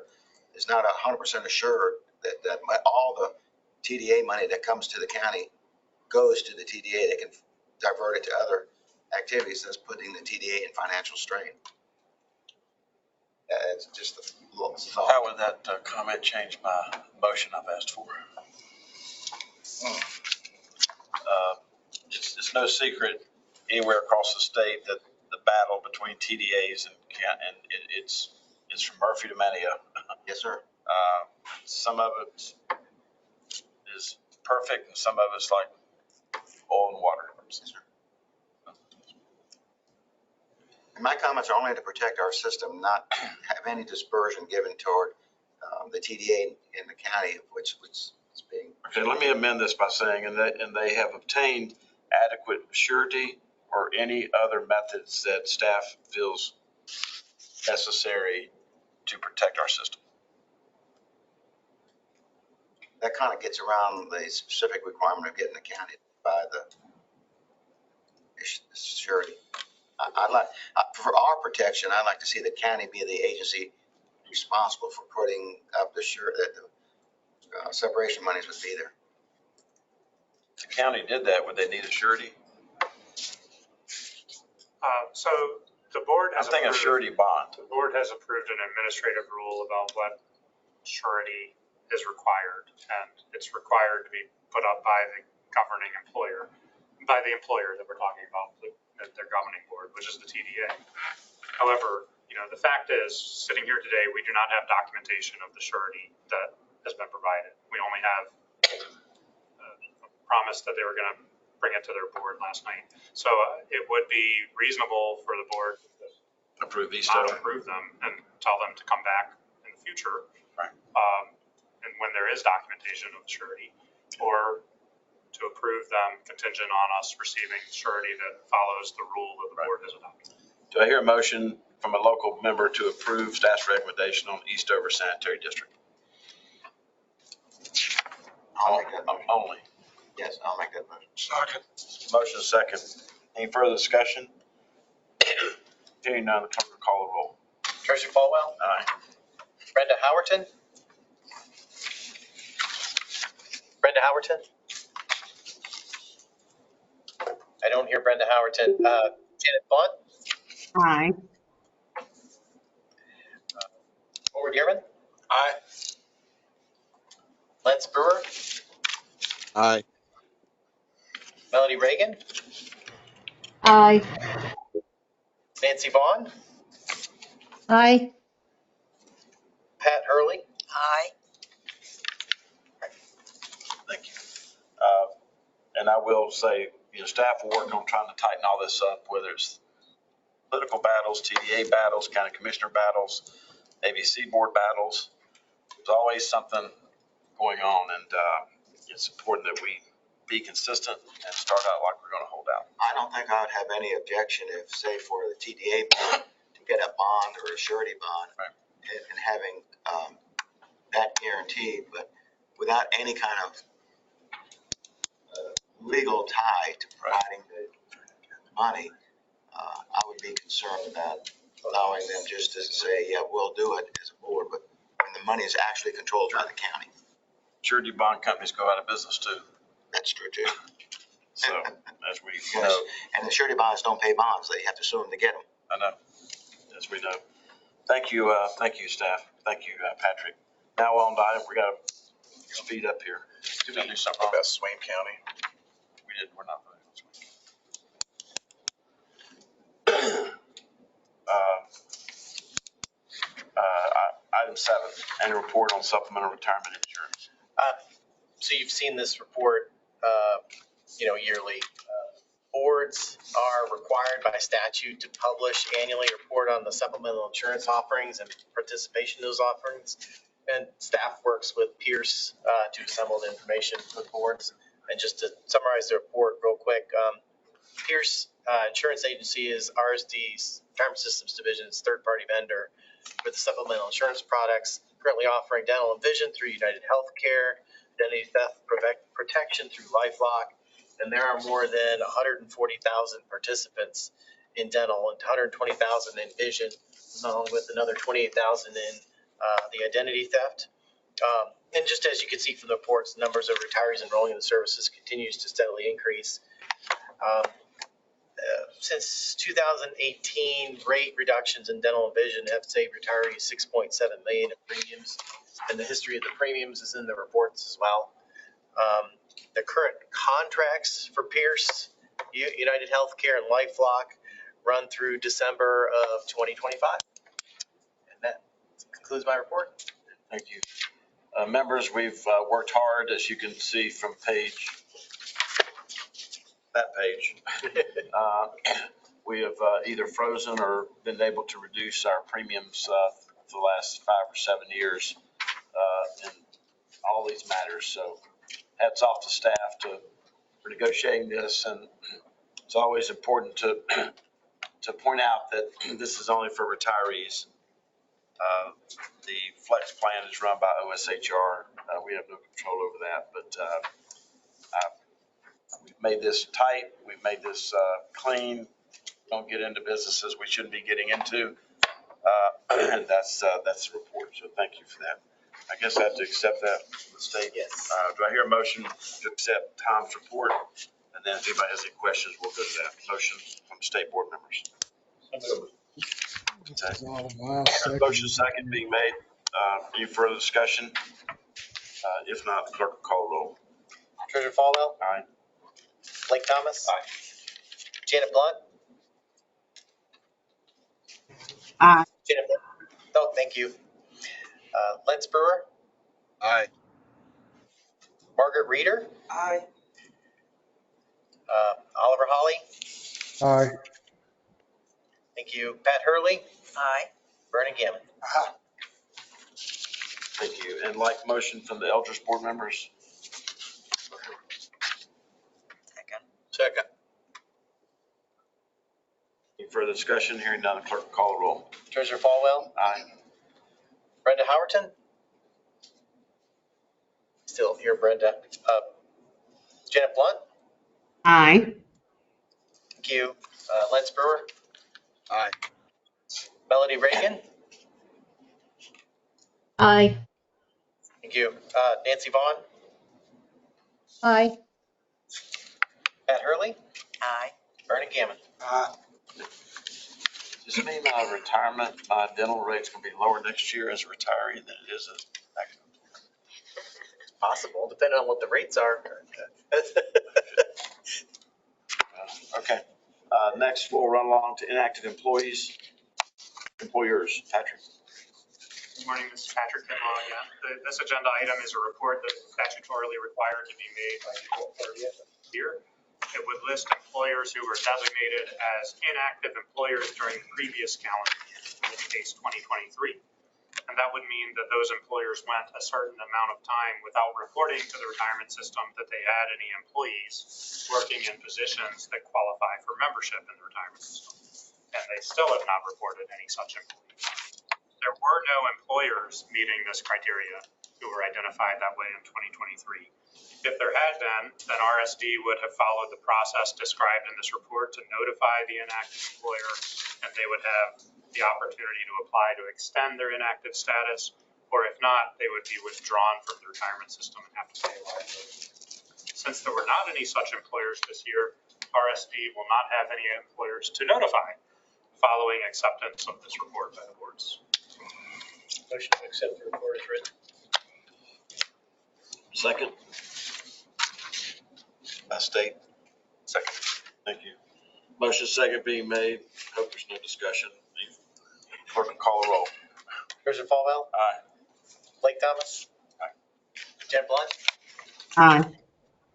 Thank you. Lance Brewer. Aye. Margaret Reeder. Aye. Oliver Holly. Aye. Pat Hurley. Aye. Aye. Vernon Gammon. Aye. Thank you. LGERS. Motion. Second. Thank you. Motion second be made for discussion here. Now clerk call the roll. Treasurer Falwell. Aye. Janet Blunt. Aye. Homer Dearman. Aye. Lance Brewer. Aye. Melody Reagan. Aye. Nancy Vaughn. Aye. Pat Hurley. Aye. Okay, now we're on to our presentation of rules. I'll turn it to Patrick. Thank you for all your participation. Turn it over to Tim Miller. Thank you, Treasurer. Good morning, Timothy Melton, Assistant General Counsel for the Retirement Systems Division. And agenda item 10 involves administrative rules regarding session law 2023-105. The materials for this agenda item include a summary which provides a brief overview of the process and the steps that have already been taken by the state and local boards, as well as the final text of the relevant administrative rules. The final text attachments should look familiar because the same rules were presented to the boards for approval at the October board meeting, and so I'll keep it brief today. At the October board meeting, the boards unanimously voted to approve the proposed rule text. More specifically, the TSERS board approved the proposed rule text related to disability approvals, short-term disability notification date, extended short-term disability application date, and the TSERS overpayment safe harbor, while the LGERS board approved the proposed rule text related to the LGERS overpayment safe harbor. And these overpayment safe harbor rules, these pertain to the overpayments and the administrative error that Mr. Kinlaw referred to before. So since that meeting, when the board approved these proposed rule text, was sent to OAH, it was published in the North Carolina Register on December 1st, 2023. That kicked off the 15-day public hearing period where you can request a public hearing, as well as the 60-day comment period for the public to make a comment. The proposed rule text was also published on DST Administrative Code webpage, and notices were sent to interested persons. No hearing request was made and no public comments were received. So the next step of the rulemaking process now is for the boards to formally adopt the final rule text. So if the boards approve and adopt the final rule text today, DST staff will then submit the final rule text to the Rules Review Commission for review at their June 26, 2024 meeting. So staff recommends the boards adopt the final rule text and authorize DST staff to take additional necessary steps to complete the rule process. That concludes my presentation, but I'm happy to take questions. Does that include all these? Yes, so in there, Everything in item 10. correct. All right. Do I hear a motion from the state board to approve adoption of the final rule text and authorize staff to complete the permanent rulemaking process? So moved. I'll second it if you need it. Too much harmony over here for that today. But motion second being made. Any further discussion? Hearing none, the clerk will call the roll. Treasurer Falwell. Aye. Janet Blunt. Aye. Jeffrey Winstead. John Ebbinghausen. Aye. Lance Brewer. Aye. Margaret Reeder. Aye. Pat Hurley. Aye. Vernon Gammon. Aye. Okay. Like motion from the LGERS board. So moved. Motion second. Any further discussion? Before we vote, I just want to thank Tim and staff. I first learned how laborious rules can be and are when I worked at DES. And just when you think you've got things where they need to be and somebody changes a period or a comma, you got to go all the way back through the process again. So I just want to thank you for all the efforts that you put into making this happen. Yeah, it was a lot of DSD staff were involved as well as OSPM. So thank you for everybody involved. Thank you. Clerk will call the roll for LGERS. Treasurer Falwell, Aye. Catherine Truitt, Janet Blunt. Aye. Thank you.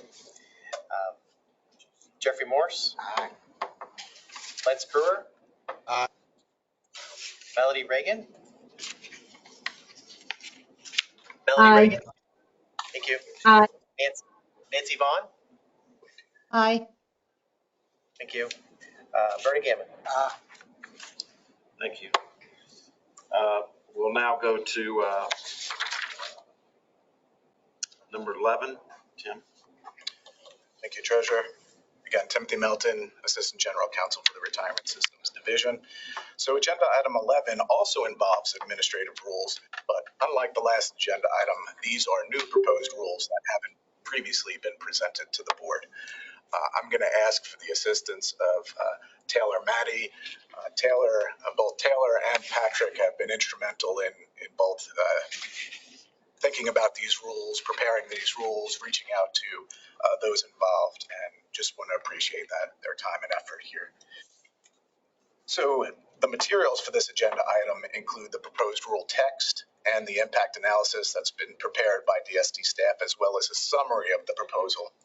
The proposed rule text and impact analysis were provided already to the North Carolina Office of State Budget and Management, and they were approved.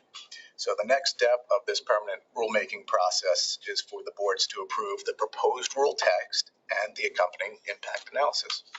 If approved, then we will send them to the Office of Administrative Hearings to be published in the North Carolina Register, and that publication will then kick off the 60-day comment period, as well as the 15-day period to request a public hearing.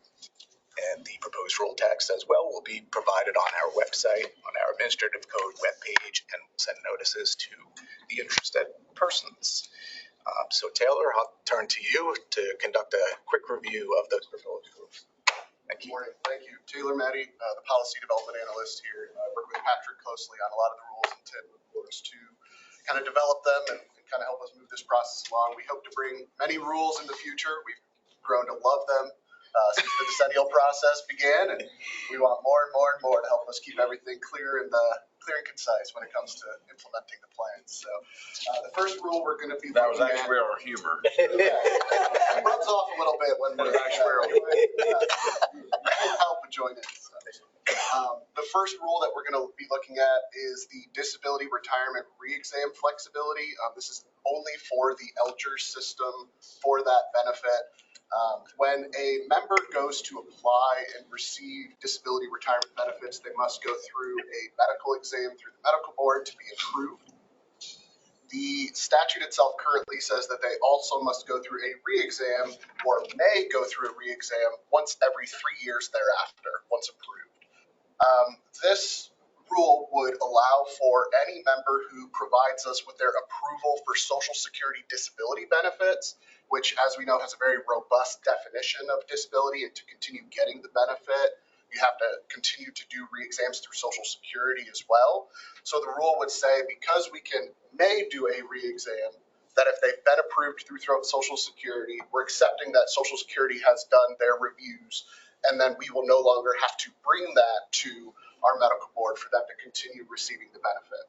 If for some reason they are no longer receiving Social Security disability, which we'll know because that's information that they provide on their income statements every year, then we can go back and start the re-exam process again. So essentially, this will save members a little bit of time with having their doctors fill out the forms. The medical board will save some time in having to review these cases that are already being reviewed by their doctors by Social Security.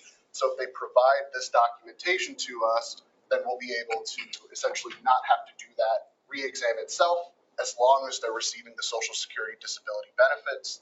We'll continue to have them receive that disability retirement benefit only on the fact of having to do a re-exam. All of the other requirements stay in place. This is just the medical re-exam that would go to the medical board. Okay. The second rule that we're going to be looking at is for both boards. This is actually an amendment to a current rule that we have that came about with the contribution-based benefit cap or pension spiking provision, where if an employer were to provide too many funds, or if there was a recalculation of a contribution-based benefit cap or an invoice they've already paid, we would return those monies to them in the form of a credit that they can then use towards future contributions to the retirement system. This has been very successful in regards to the simplicity of it and the employers getting their funds back very quickly. And we know they're going to be using the contributions again next month anyway. So sending them back and forth was kind of just a lot of legwork for not much gain there. So this administrative rule would expand the use of that function or expand the form of a credit to all of the other invoices if we have to repay an employer. So we're able to do that almost instantaneously. They can see it, the invoice repayment or the credit in their account almost instantaneously. So it provides a lot of kind of flexibility in regards to being able to get those credits back to them as soon as possible if they were to have overpaid contributions. So this rule would just expand, like I said, on the current CBBC or contribution-based benefit cap provisions and apply it to the other overpaid invoices or other overpayment of contributions to the retirement system. Okay. The third and final rule that we're looking at is something that was just on the report that you guys just approved for the inactive employers. When the employer goes on inactive status and they're reported to the board in April, they have until June 30th of the same year to provide clear and convincing evidence to extend that inactive status for up to a year. Well, what is clear and convincing evidence? That's what this rule will do. It requests that they provide 4 different pieces of information, which are very common pieces of information that they should already have on the account itself. So it asks for things like the job description, the job posting itself, the date they expect to fill the position or the status, confirmation that the position is actually funded in their system. So if they have the position out there, that there's funding for it in their budget, as well as that they will recognize the share of the cost under the GASB standards or the governmental accounting standards report. So they'll continue to recognize that as a position, as a contributing position to the system. So it just requests that those 4 things be provided to extend that inactive status. So that way when an employer is requesting it, we can provide you with some sort of information. That way the boards can make that determination of whether to extend it or not extend it. Really? And those are the 3 rules. Are there any questions on any of the rules? If not, I'll hand it back to Tim. Thank you, Taylor. I'd also like to recognize Laura Rowe, our former compliance officer, and Liz Hawley, our current compliance officer, for keeping us on track with these rules. There's a lot of different deadlines and timelines that we have to keep track of, and appreciate the assistance there. All right, so just to finalize this, staff recommends that the boards approve the proposed rule text and the impact analysis and authorize DST staff to take the additional necessary steps to finish the rulemaking process. That concludes our presentation. Motion by the state board. Motion. So moved. Second. Motion second being made. Did you get that? Mass unconsciousness. Any further discussion? Hearing none, the clerk will call the roll. Treasurer Falwell. Aye. Janet Blunt. Aye. Jeffrey Winstead. John Ebbinghausen. Lance Brewer. Lance Brewer. Don't hear Lance. Margaret Reeder. Oliver Holly. Aye. Thank you. Pat Hurley. Aye. Motion carries. Like motion from the elders board. So moved. Second. Second. Any further discussion? Hearing none, the clerk will call the roll. Treasurer Falwell. Aye. Janet Blunt. Aye. Jeffrey Morse. Aye. Lance Brewer. Lance Brewer. I don't hear Lance. Melody Reagan. Aye. Thank you. Nancy Vaughn. Aye. Thank you. Vernon Gammon. Okay. Thank you. The ayes have it. We're now, I believe, to our public comment section. No one has signed up for public comment. So I hereby deem the public comment section closed. I wanted to recognize the folks in the room from the advocate organizations, State Employees Association. So thank you for having us, and NCRGEA. Thank you for being here, and North Carolina Retired School Personnel Association, which is a part of NCAE. So I think I got everybody. So thank all of you for participating in this. Public comment section being closed, this is where it gets a little tricky for me. We'll now provide time for any of our board members to have public comments. After that, we will have an adjournment by our local board and then a separate motion by our state board to go in executive session. When we come back from executive session, the only thing we'll be doing is adjourn. Is that accurate? You know, we're going to adjourn the state board pending conclusion of the executive session, so we won't have to actually come back into open session. Okay, good. So we'll go around the horn to see if any board members remotely have any comments they'd like to make. Good. Actually, good morning, y'all. I wish I was there with you. But as we close out this year, first I want to apologize for the calendar invite situation. So personally, thank y'all for not messing that up and not showing up today. Also, I want to thank all the educators across the state as we are planning on closing out this year. Many of our students are getting ready for testing. We want to recognize all our educational professional administrators and our bus drivers as we've just celebrated them this past week. And their spouses. Thank you. Any other comments from any of those that are joining us remotely?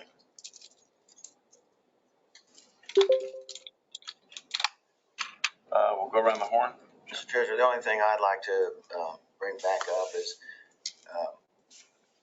our continuation of trying to get a process going about looking at future cost increases to local members for their contributions, and including the possibility looking at employees' contributions also increasing as a result. We've been talking about that for several years, and I'd like to make sure that we continue that to be on the agenda for eventual addressing that particular issue. For employee contribution increases. Yes, sir. Thank you. Thank you very much. Helen. I do.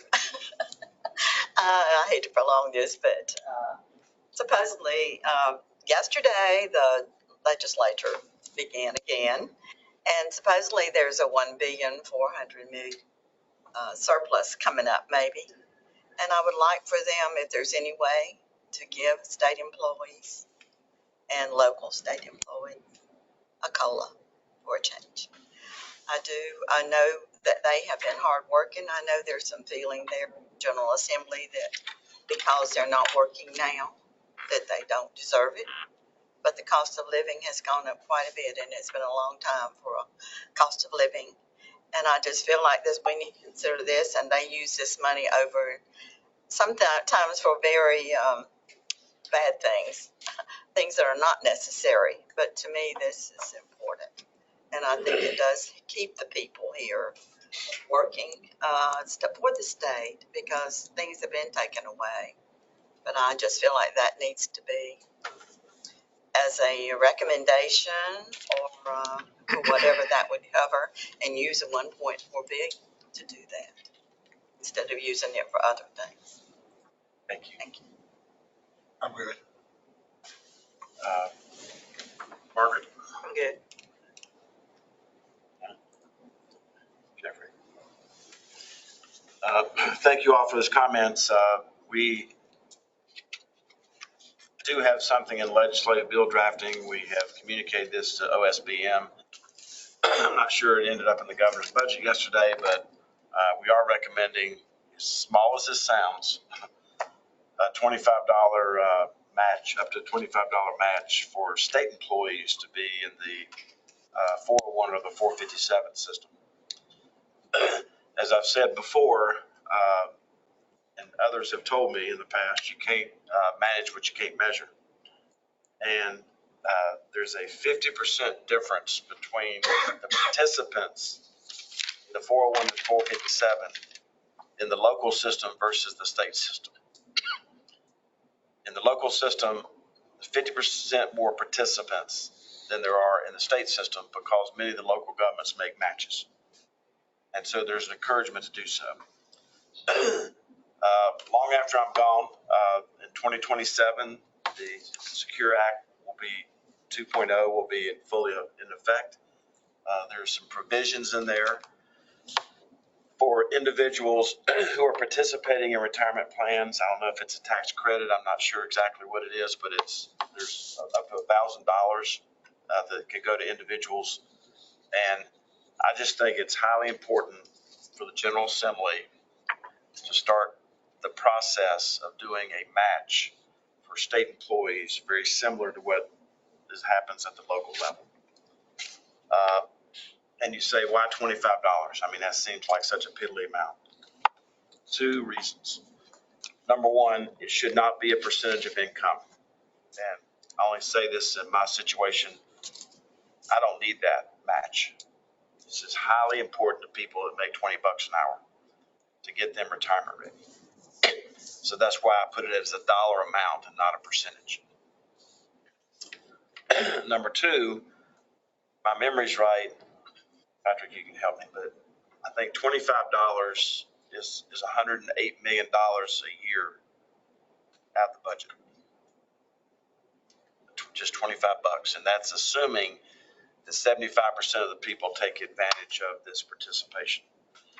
So people talk about retirement readiness. We got this new law, federal law coming in 2027.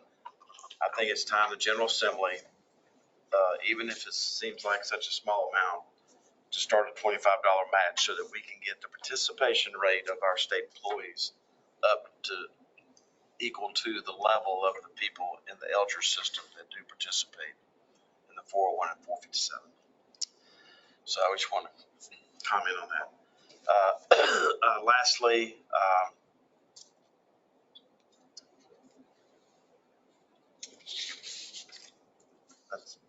I think, well, we have a whole legislative agenda, but just wanted to cover off on that. So that's something that I have sent a letter on regarding that. Now, let me make sure I get this right. So,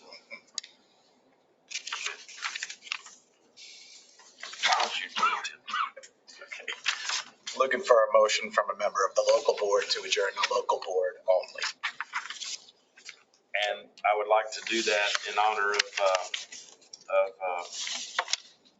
excuse me, Ronnie Metcalf of the city of Lexington, fire chief who was lost his life in a fire, and one of our LGERS board member, LGERS participants. So I'd like to do the adjournment of the LGERS board in honor of Chief Ronnie Metcalf of Lexington, North Carolina. Can I ask a question? We're not going to executive session. Once we adjourn, we're finished for the day. Correct. The local board will adjourn and be finished with business. We'll ask the state board to remain for executive session. So we have a Motion second in honor of Chief Metcalf. Second. Thank you. Motion second being made. Any further discussion to adjourn the LGERS board? Now, hearing none, clerk call roll. Treasurer Falwell. Aye. Janet Blunt. Aye. Homer Dearman. Aye. Lance Brewer. Aye. Melody Reagan. Aye. Nancy Vaughn. Aye. Pat Hurley. Aye. Before I gavel out the local board, I just want to make sure that coming up the state board, we'll be hearing a presentation about Mary Scruggs, who's a special deputy attorney general who works for the North Carolina Department of Justice. I get an email from Mary at 11 o'clock at night, and she gets a response back at 11:03. Just a highly dedicated employee who our advocate in the courtroom on many cases that we deal with on the LGERS and the TSERS board. So I know the LGERS folks are getting ready to leave, but I just want to make sure that you recognize that Mary's going to be presenting to the state board on some legal issues, and just want the LGERS board to know how hard she works on your behalf also. So LGERS board, we'll now continue with the state board meeting. Thank you for coming. We'll continue with the state board meeting agenda. Mary Scruggs, Special Attorney General, is here to provide legal advice and updates to the state board in a closed session regarding lawsuits that are listed in agenda item 15. That's right. That's right. Tim Melton, RSD Assistant General Counsel, will provide assistance. The closed session consultation may involve information that is confidential under North Carolina General Statute 135-6.1. For efficiency purposes, we will combine agenda items 16 and 17, so state board meeting is adjourned to executive closed session. That's right. We're doing that here? We're going to do that in Kitty Hawk. Okay. And so, Do I hear a motion from a member of the state board to move to an executive session in Kitty Hall and to adjourn at the conclusion of the executive session? So moved. Second. Motion second. Any further discussion? Hearing none, the clerk will call the roll. We will begin that at 11:30. Tricia Falwell, Aye. Mike Thomas. Aye. Janet Blunt, Aye. Jeffrey Winstead, Lance Brewer, Aye. Oliver Holly, Aye. Pat Hurley, Aye. Vernon Gammon. Okay, state board will move into executive session in Kitty Hall. State board meeting adjourned pending the conclusion of the executive session. State board members in person will join us in Kitty Hall, second floor, along with selected staff members. Those state board members attending virtually, please disconnect from this meeting and call a phone number that was provided to you through the email, and we'll get back together in just a Treasurer, Teams meeting. we did send a Teams meeting, so you can use that or the phone number that I sent in the email. thank you.